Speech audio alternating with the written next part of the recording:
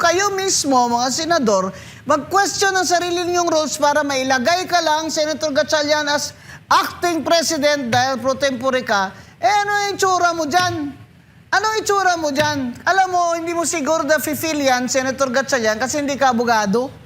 Kasi kami mga abogado, we will not put ourselves in that position. Bakit hindi si Kiko Pangilinan ang nag-pro tempore at nag-acting president? Siguro hindi siya pumayag. Kasi that's very funny, hindi ba? Katatawanan ka ng lahat ng abogado pag ginawa mo yan. Kaya siguro bakit, sabi ko, bakit din si Gatchalian nilagay nila dyan? Sana di si Kiko na lang kasi siya lang abogado dyan. Ba't din nila nilagay si Kiko? Bakit hindi?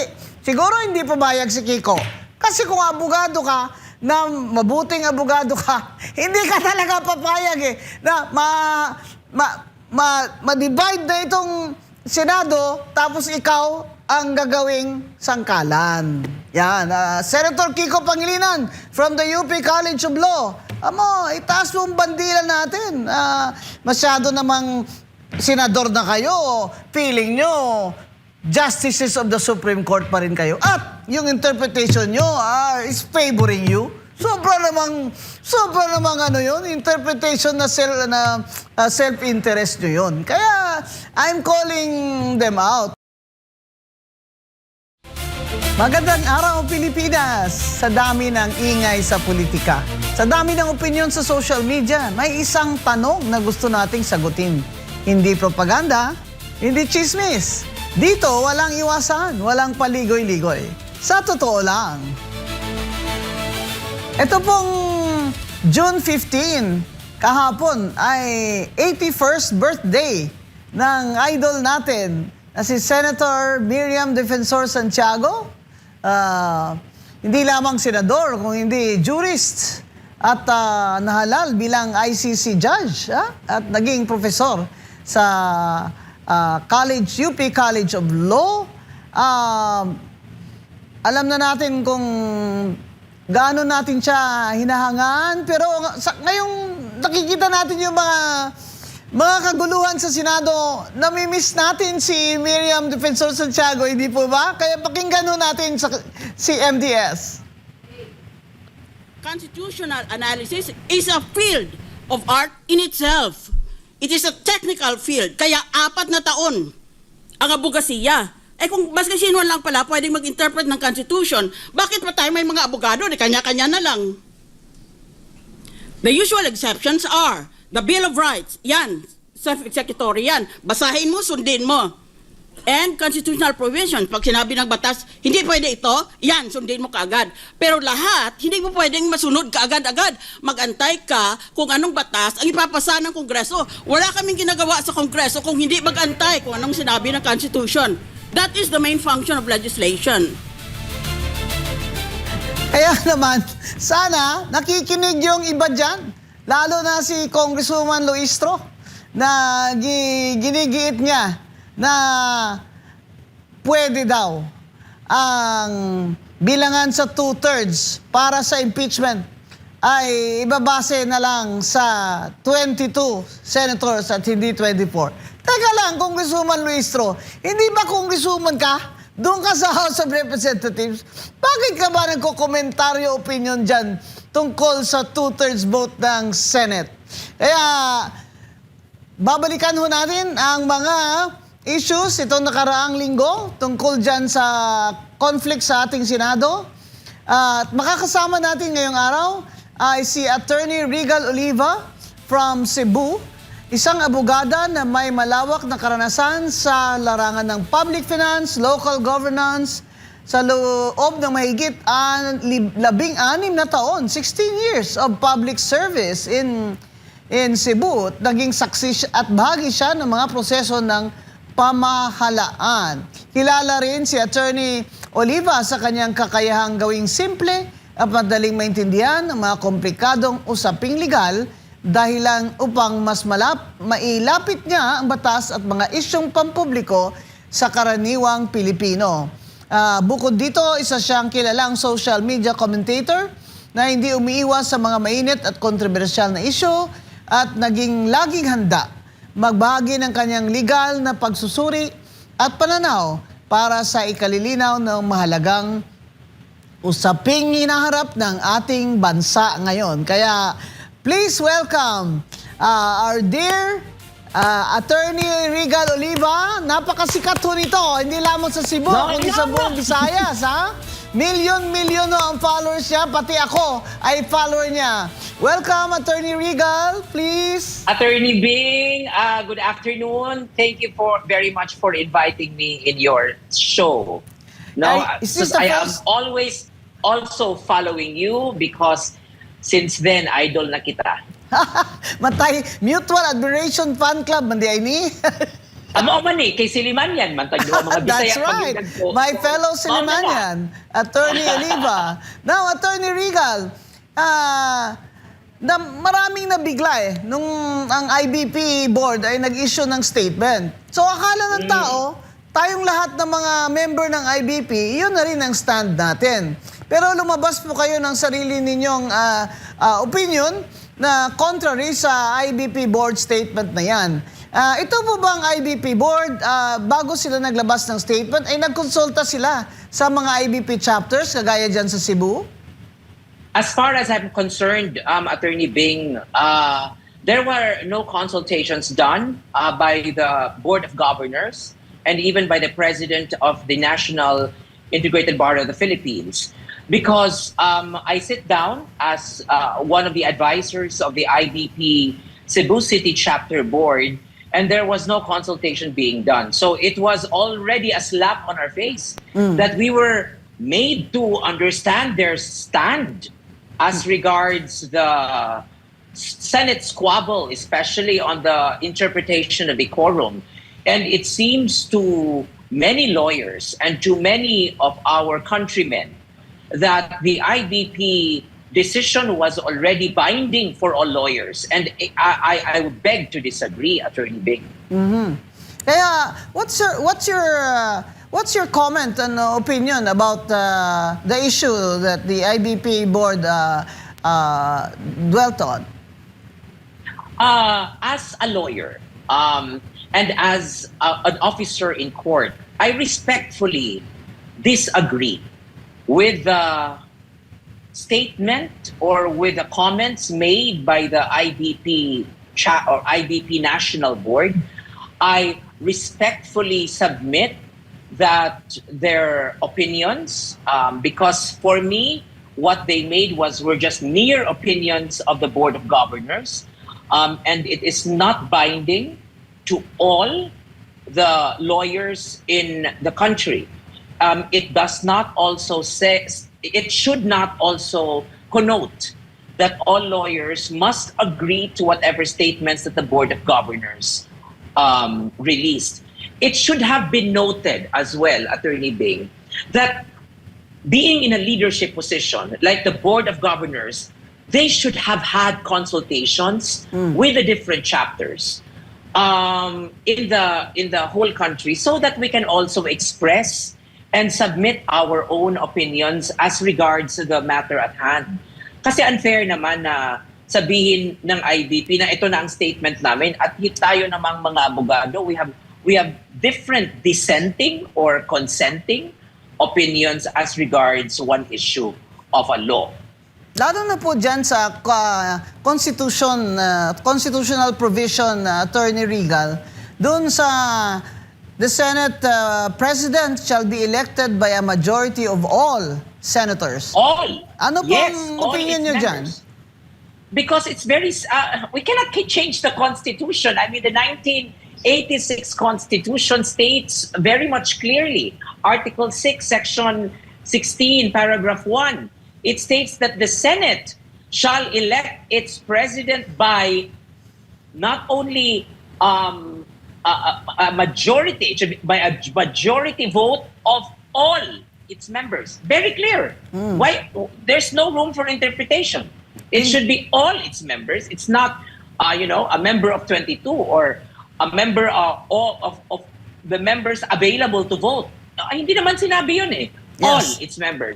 So, So, but even though if there are absent members, then it should be computed as all its members. So even if they are absent, they're Even still if they're absent. they're still included in the all 24.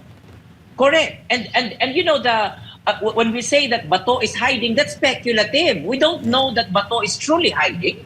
How can we say? I mean, yes, there is a warrant of arrest, but Senator Bato de la Rosa can still be considered as a member of the Senate. Yes. And if you say that Jinggoy Estrada was arrested, then the Senate, as a co-equal branch of government of the judiciary, may have its coercive power, maybe can request Yes. the court for leave, no? So that Jinggoy Estrada can attend. Not that they will just hold a meeting immediately and assume that they already have a quorum because there are two subtracted senators of minus Jinggoy and minus Bato. I think that's a wrong interpretation on the subject of quorum. And and this is why the Senate leadership or kung sino ba talaga ang Senate President ngayon ay malaking question mark pa para sa maraming tao. Kaya nag-file na ng petition sa Supreme Court si Senate President Alan Cayetano. Pero sa rules of the Senate, nakalagay din, hindi ba, Attorney Regal, na sabihin na natin na tama si Gatchalian, na siya ay acting president dahil absent daw si SP Cayetano. Sabihin na natin na tama siya, na siya ay valid na binoto siya dyan. Pero nakalagay pa rin sa rules of the Senate na hanggang walang na-elect na Senate President, ang existing or incumbent na Senate President ay siya pa rin gagawa ng functions ng Senate President. Yan po ang nasa rules. I agree with you, Attorney Bing. But the rules of the Senate also, when it comes to election of officers, is very clear. That election of officers, and the Senate pro tempore is one of the officers, it should be elected by all its members, majority of all its members. Just like the Senate President. Just like the Senate President. So, in other words, the election of Senate pro tempore of Win Gatchalian is not legal. Yes. It is an illegitimate election. So how can we respect the Senate under the leadership of Win Gatchalian when they are already violating their own rules as a Senate, and they're also violating the Constitution per se. So I don't know where the powers emanate from, but I cannot even consider them as a de facto leadership, Attorney Bing, because paano maging de facto when the law is very clear? Oh, yeah. Wala naman, hindi naman, the other senators are still existing. They have not exercised the coercive power of the Senate for all the senators to be present during the time of election if they need to change leadership. Yes. So as of now, it seems that it is obvious that Win Gatchalian's group or bloc does not have legal standing to occupy the leadership positions that they elected themselves on. So I don't understand where they're coming from. I cannot fathom their way of thinking that they would say that they are the legitimate group when they are actually just 12, Attorney Bing. Yeah. Kung 12 kayo, may deadlock. At kung deadlock ang Senado, it favors the status quo. Correct. At sino ang status quo dito? Si Senator Alan Peter Cayetano as Senate President, Lauren Legarda as Senate pro tempore. So, deadlock sila ngayon 12 versus 12. Hindi pwedeng 12 versus 10 kasi wala daw si Jinggoy at wala si Bato. That is very wrong. It should be computed as majority of all because walang senador na namatay. Walang senador na nag-resign. Walang senador na na-expel sa Senate. So in other words, on the basis of their computation, all senators are still senators of the Republic of the Philippines. Pero ang nakakabahala, Attorney Regal, ay yung timing ng pag-pressure sa mga senador. Dahil may mga kaso sila o kakasuhan sila. So, very suspicious sa mga Precisely. tao, di ba? Yung si Chis Escudero decided to attend for the purpose of quorum daw. But we don't know if how he's going to vote, hindi ba? Is it not suspicious to you? As of now, no, a lot of senators have a Damocles sword hanging on their head. Right. Alam naman natin yan. Most of the senators in the other bloc have cases concocted against them, even if these cases are almost unreal. No, I'm saying unreal. For example, Marcoleta, plunder. Plunder from campaign contributions? How can that be plunder, Attorney Bing? We know the definition of plunder, di ba? Jinggoy Estrada. Jinggoy Estrada has been very, I have to say, has been very courageous not to accept any of their offers and go to prison, no, and surrender himself to justice. Even with the numerous cases filed against him. We also know about the cases hanging on the head of Chis Escudero. Might be the reason why, because he might be next to be placed, to be arrested. There are lots of talks already that Joel Villanueva will follow suit and make it 13. Mas maganda yan, at least once and for all, Attorney Bing. Meron ng line, meron ng divide na 13. Na may settle na, masettle na yung issue Correct, dyan sa 13. masettle na. But what I'm talking about is that it's very obvious that if you're not part of the administration's block, then they will be preparing cases against you to kick you out or to take you out from the halls of the Senate. And for you not to be able to involve yourself and participate in Senate proceedings. We've seen that already. We know that this is a strategy. And we're very sad that we have come to this point in our history that we have to see the political maneuverings using legal forms or using the legal sword to attack them. And it's very sad na gamitin natin ang mga laws available to paralyze and to take away organs of the Senate. Right. Attorney Bing. So, they're also, dahil hindi nila makuha yung quorum, it seems that they pressured some senators so that they will attend.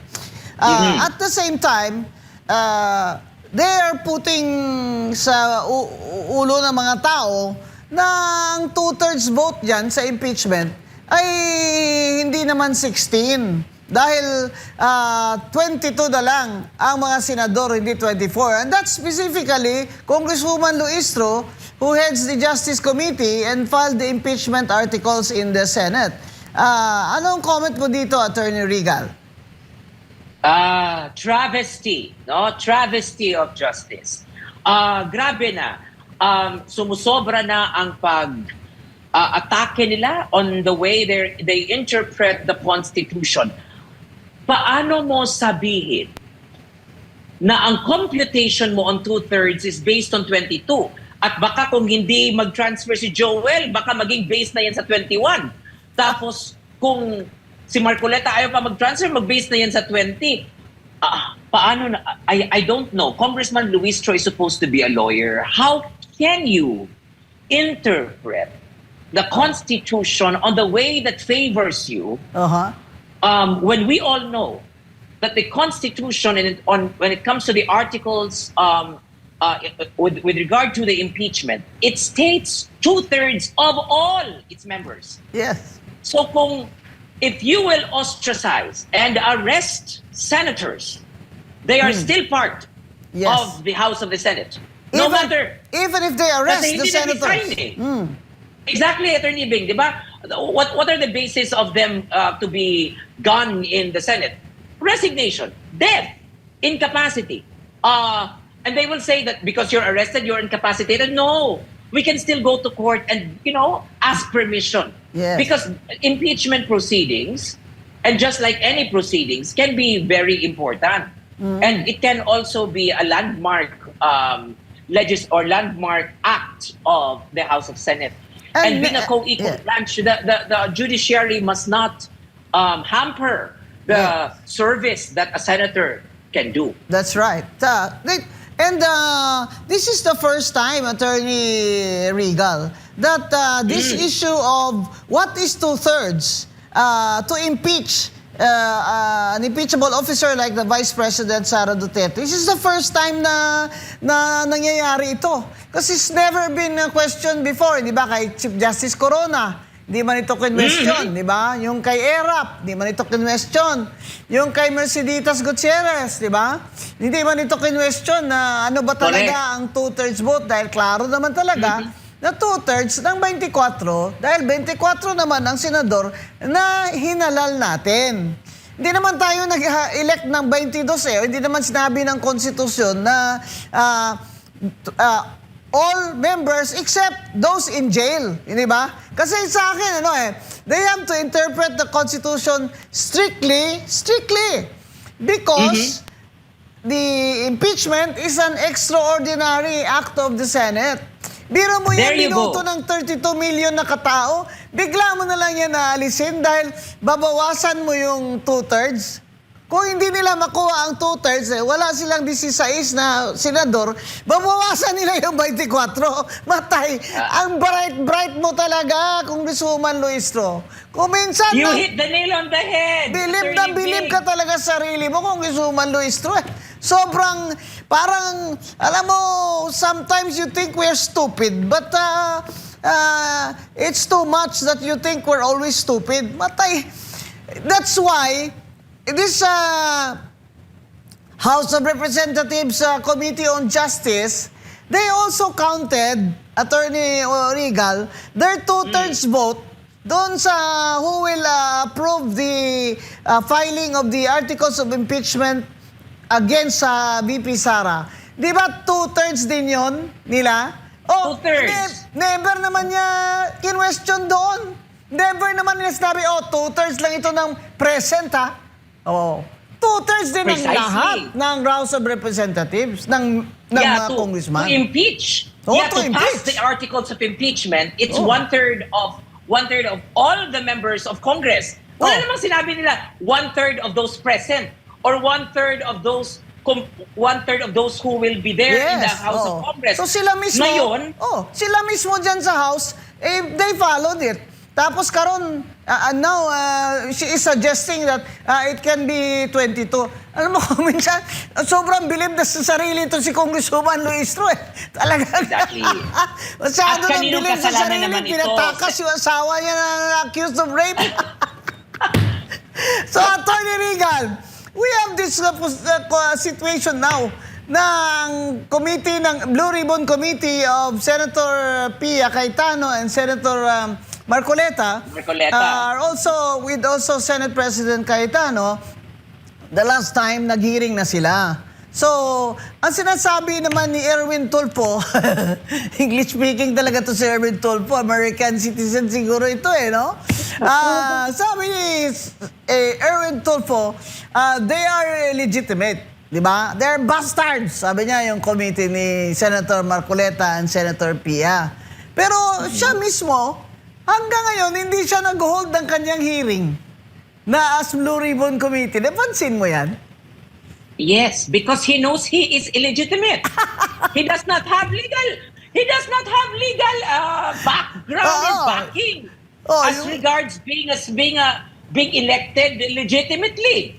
Because when they could have read the Senate rules. And when they read the Senate rules, it's very obvious. Officers in the Senate must be elected by majority of all its members. All, yan. Alam nga nila, Attorney Bing, na siguro when they reviewed the Constitution, ang Constitution kasi, isa lang ang sinabi doon, that the Senate President will be elected by all or majority of all its members. Yes. Yun lang ang sinabi ng Senate, ng Constitution natin.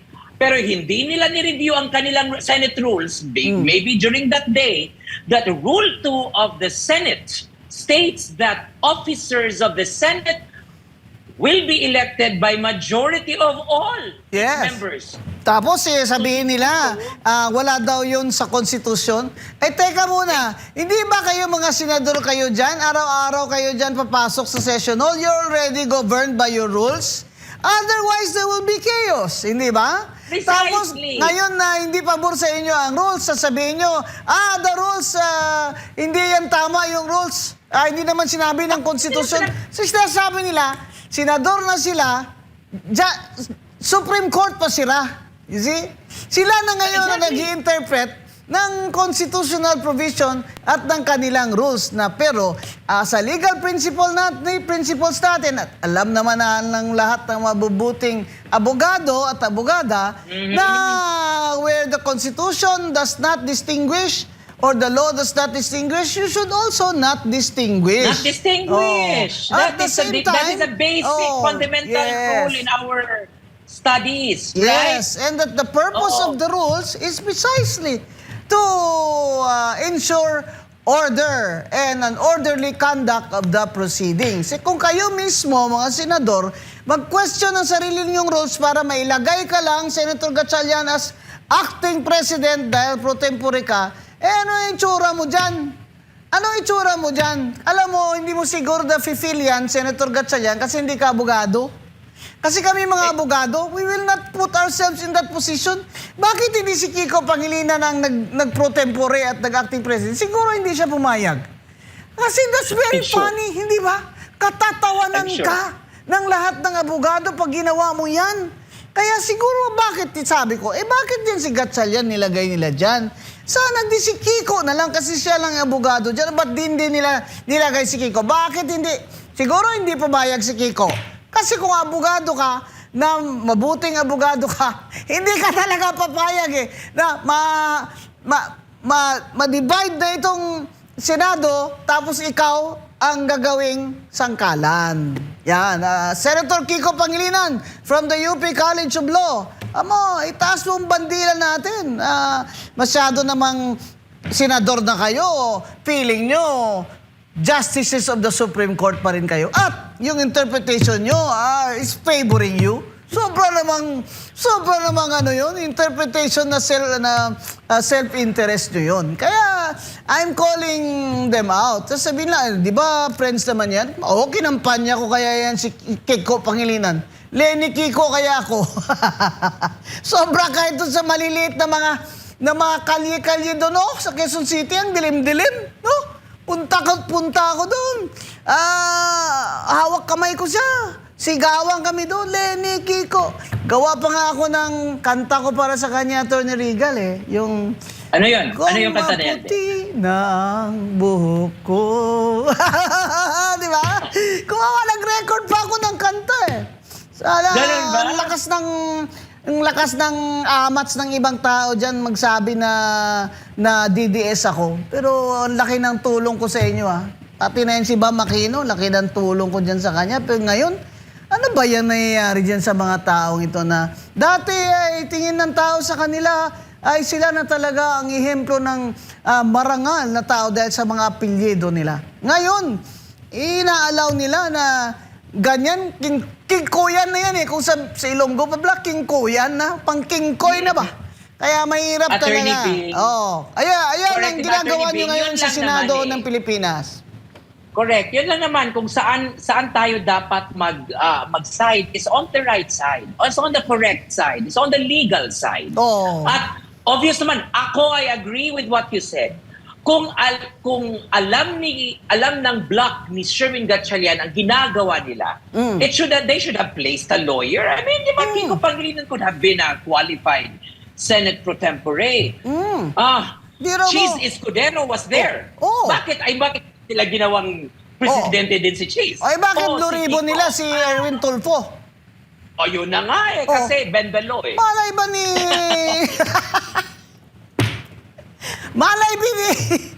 Malay ba ni Tulfo ng difference ng inadmissible evidence or irrelevant testimonies? Malay ba niya yan? Wala talaga. Kaya ngayon tanggap nila, Atty. Regal, na hindi siya pwede dyan, Kaya ngayon, pinalitan siya ni Kiko. Obvious naman, di ba? Obvious naman. Hindi naman nila, wala silang legal standing on it eh. Oo. And I'm very happy with what you said. That Senator Alan Peter Cayetano already went to the Supreme Court today. to have, yes, because that is what we have been waiting for. Oo. Alam naman natin, Attorney Bing, na kung tayo, ordinaryong tao, mga ibang abogado, pupunta sa Supreme Court, maghanap ng judicial review, hindi naman i-review yan. Yan ang nangyari kay Teacher Barry, di ba? Pupunta ng Supreme Court, gusto magpa-interpret ng anong nangyari sa Senate. The Supreme Court will not answer political Wala naman siyang questions. legal standing kasi. Exactly. So yun, now diba? that the offended party is indeed Senator Alan Peter Cayetano, Yes. then I'm very happy that he went to the Yes. Supreme Court to file this case, and for once and for all, judicial review will be conducted by the honorable tribunal and make the proper distinction and juridical determination as to what it truly or what a quorum states as regards jurisprudence, constitution, rules, and laws Yan. available in our land. Kasi there was a Supreme Court decision on quorum involving naman a councilor, which may be applied to the Senate, but it's better na once and for all, meron ng decision dito ang Supreme Court. Kaya para naman na ang bayan natin, ang bansa natin ba, mag-stop, napakaligalig na eh. So, grabe na yung Correct. effect sa ekonomiya. Biniblame pa ni BBM na ang nangyari daw sa Senado, yung divisiveness dyan, kaya daw natalo tayo doon sa National Security Council na membership sana. Alam mo, BBM, di mo man naisip na hindi lang naman ito ang issue eh.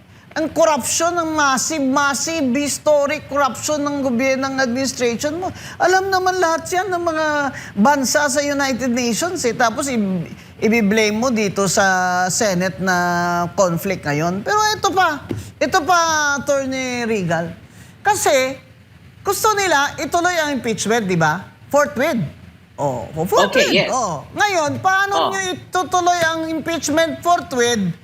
Kaya hindi man namin alam, kaming mga bumoto na ini-impeach yung Vice President. Hindi nga ako bumoto kay VP Sara, but I am a lawyer, you know. I will stand by the rule of law. So ano ang gagawin nyo ngayon? Acting President Gatchalian, mo, Attorney Regal, may nagsabi sa akin na, Mama Bing, meron ba kayang acting jowa ngayon? Mag-a-apply ako, Mama Bing. Levity aside, Senator Gatchalian, anong gagawin mo ngayon? Are you going to preside over the impeachment? When you know very well that there is a question about your legitimacy as acting president? How do you feel about that, Senator Gatchalian? Parang nangangayayat na itong aking... ito ang pinakamayaman na soltero na binata sa buong Pilipinas, Attorney Regal. Pero nangangayayat na, nakakalbo na sayang yata. naman. Pero kasi, pinasok mo yan Senator Gatchalian, panindigan mo yan ngayon. Kung ako, sabi ko kung ako ang nasasakdal sa impeachment, I have to ask both of them and write both of them. Sino ba talaga sa inyo ang magpe-preside sa impeachment case ko? Siyempre, both of you will say kayo. O hindi magkagulo na tayo. Siguro dapat ang House Committee, si Congresswoman Luistro, o kaya si VP Sara, ay mag-file na sa Supreme Court ng interpleader para magtanong, sino po ba talaga, Honorable Justices of the Supreme Court, ang magpe-preside sa impeachment case versus VP Sara Duterte? Kasi dalawa po ngayon ang mistulang Senate President, pero isa lang ang Senate President, pero isa acting President. So, Di ba, Attorney Regal, this will delay the impeachment trial? It may delay because the Gatchalian bloc is really insisting that they are the legitimate bloc in the Senate. And as of now, we cannot deny the fact that Alan Peter Cayetano is still the sitting Senate President. So as regards the question who will be presiding during the impeachment, then there is no question there. It should be the Senate President. Yes. Because the Constitution is very clear. Yes. Other than the President, if the President is not the one who will be impeached, then the presiding officer is the Senate President. Yes. So, having had not elected a Senate President by the Gatchalian bloc, then they have to respect that the presiding officer must be Alan Peter Cayetano, Oo. not him. Kasi sinasabi niya nga, acting lang siya eh. So, ibig sabihin, he hindi ka recognizes that Alan Peter is the Senate President. Dahil siya, Precisely. acting lang siya. Dahil ang eleksyon niya sa grupo nila, na sabi nila valid, ay pro tempore. Kinunan Pro niya ng tempore. posisyon si Senator Loren Legarda. Kinunan niya ng Correct. posisyon. Kaya... Attorney Bing, hindi naman sinabi ng konstitusyon na kailangan ang Senate pro tempore preside. Mag-acting No, it's president. just the Senate Yes. President. It's the Senate Well, President. Senate Mga President. kababayan, hindi po pwedeng iba ang mag-preside dyan sa impeachment. Dapat po ang Senate President. Kaya ang laki ng sakit ng ulo ni Senator Gatchalian ngayon as acting President. Kasi hindi naman po siya marunong ng rules of court. Tsaka yung rules of impeachment nila dyan, syempre alam nyo, advantage talaga pag abogado naman kasi ang Senate President.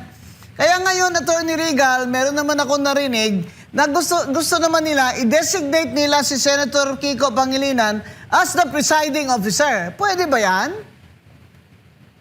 Okay. That is another constitutional question. Ayun. Because you cannot designate, wala sa Senate rules na may designation ang impeachment presiding officer. Klaro. It's very clear.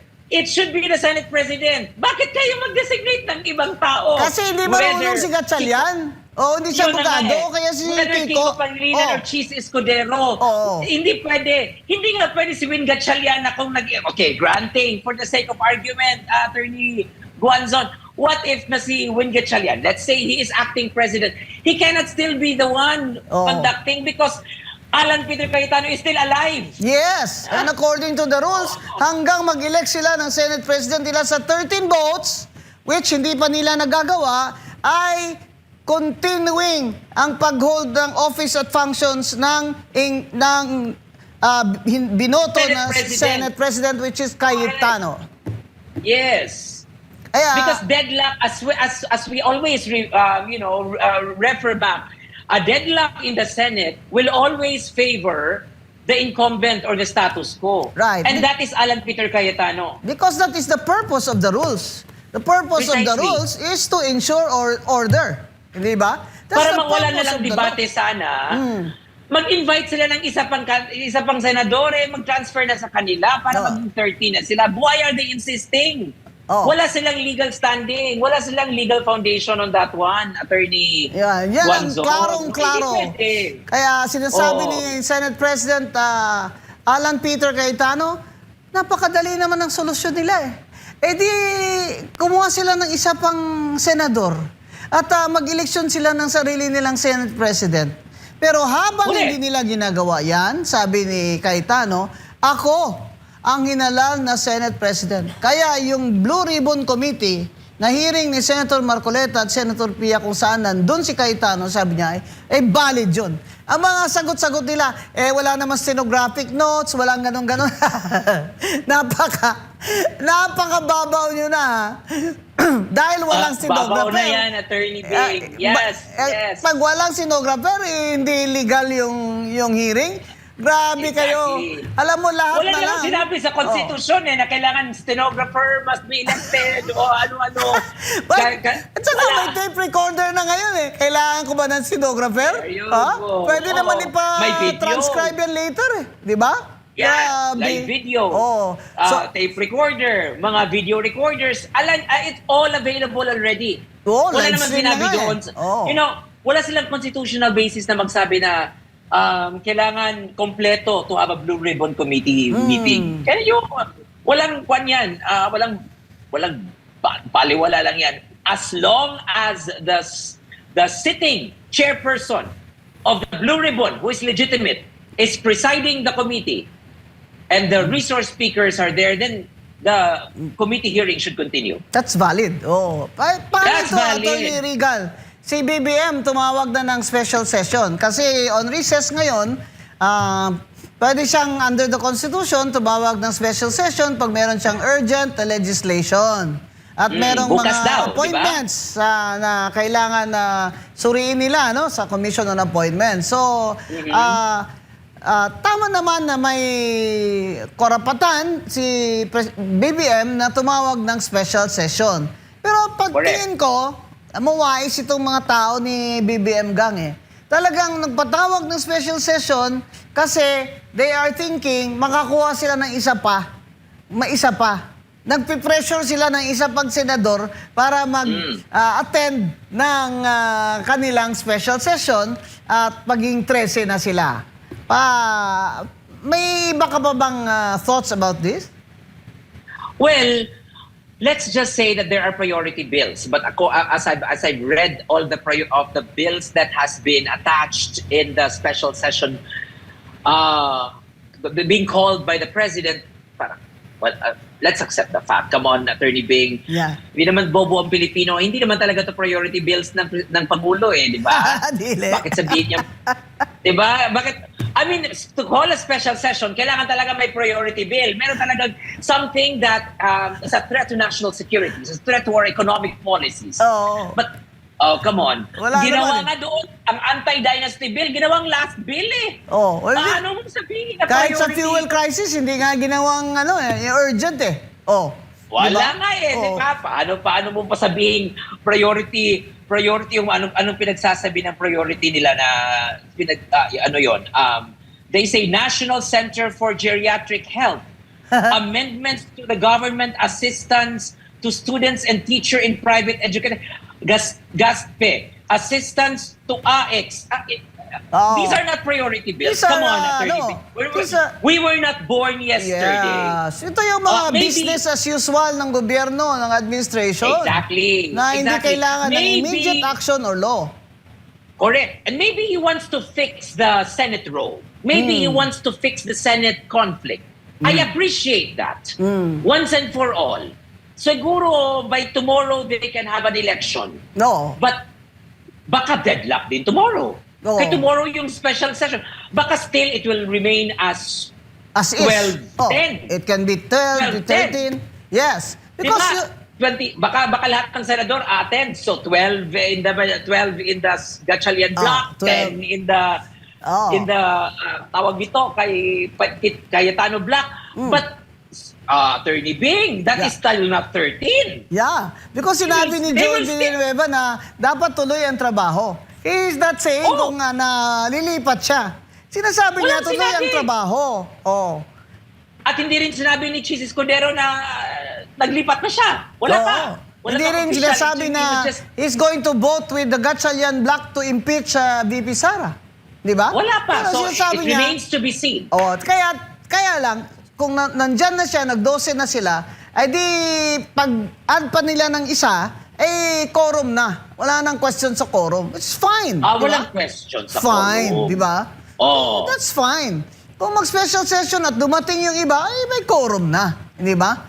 Pero, Okay lang ang quorum. Baka mamaya... But are they going to elect Oo. the president with... are they going to elect the Senate president with 13 votes? Oo, Yan ang question. that's a question. Because that's going to be funny. Pagpunta nila doon, 12-12 sila, kung may deadlock, sinong Senate President? Di ba si Senate President Cayetano? pa rin. Oo, Hindi ba si Cayetano Cayetano pa rin. ang Senate President? Alam mo, grabe na talaga itong mga advisor ng Gatchalian, Risa Ontiveros block na ito eh. Grabe na talaga ka-brilliant, no? Kasi yung mga dati inisip mo, it will not even cross your mind. Ito ngayon, pinipilit eh. Pilit na pilit eh, kung sa Tagalog pa. Kaya, sa totoo lang, nagkagulo-gulo lang yan na kailangan nilang kunin ang liderato ng Senate President ng Senado dahil gusto nila hinto. Ayaw nila tumuloy ang Blue Ribbon hearings ni Marcoleta. Yan naman ang alam ng tao eh. Kaya sasabihin, bakit ba, ano bang problema ng mga ito? Kung gusto lang nila na continue ang trabaho, pwede naman silang magtrabaho with Alan Peter as Senate President, pero hindi. Kasi ang tingin ko, talagang ginawa ito ng Gatchalian, Risa Ontiveros Block. Kasi may love team na daw ngayon, Attorney Regal eh. Winry. Kada ba? Kahilasoy. Basta hilasa. Anyway, sinasabi nila, alam naman ng mga tao, ako alam ko na kaya nila ginawa yan dahil ayaw nila matuloy yung testimony ng 18 na security personnel ni Saldico. Lumabas na yun. Hindi mo na pwedeng mabawi yun. Hindi ba? Kasi, bakit si Ombudsman Rimulya, ginamit naman niya yung testimony ni Gutesa. Di ba? Ginamit niya against Martin Romualdez eh. Ito, pag sinabit ito ni Senator Pia Cayetano sa Ombudsman, hindi ba niya gagamitin ito? Kasi corroborating ito eh, sa testimony ni Gutesa. Yan Ni ang Gutesa. value. Yes. I agree. Yan ang value Diba? ng corroborative And that will be that. evidence. Because once the Blue Ribbon Committee of Marcoleta will continue, hindi lang ang 18 Marines na masamon dito. They will summon Bersamin.